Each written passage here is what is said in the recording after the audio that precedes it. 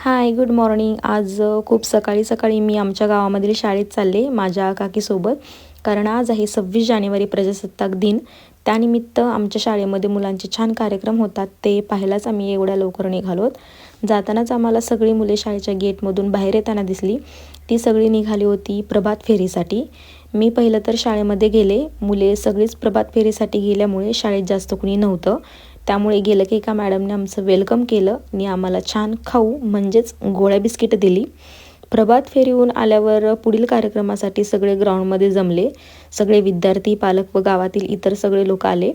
या सगळ्या गर्दीमध्येच कुठेतरी जागा शोधत मी देखील बसून घेतलं, कारण आता कार्यक्रम सुरू झाला होता. सुरुवात छान छोट्या मुलांच्या गणपती बाप्पाच्या गाण्याने झाली. त्यानंतर लेझिम आणि छोट्या मुलांचं चाकधुमधुम पण झालं. सगळीच मुले खूप उत्साहाने सहभागी झाली होती. सगळ्यांनी खूप छान डान्स केले.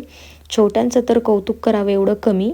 आणि या सगळ्यांना पाहून मला माझे शाळेचे दिवस आठवले, माझ्या मैत्रिणी आठवल्या आणि आमचे कार्यक्रम देखील आठवले. आम्ही देखील शाळेत असताना खूप एन्जॉय केले ते दिवस, त्यामुळे आता ते सगळं काही आठवलं. कार्यक्रम संपायला साधारण 12 वाजले आणि सकाळी लवकर आल्यामुळे मला आता खूप भूक लागली होती. त्यामुळे कार्यक्रम झाला की लगेच मी माझ्या सगळ्या जुन्या शिक्षकांना भेटले, त्यांच्याशी थोड्या गप्पा मारल्या आणि घराच्या दिशेने निघाले. आजचा हा छोटासा व्लॉग बघून तुम्हाला देखील तुमच्या शाळेतील दिवस आठवले असतील ना?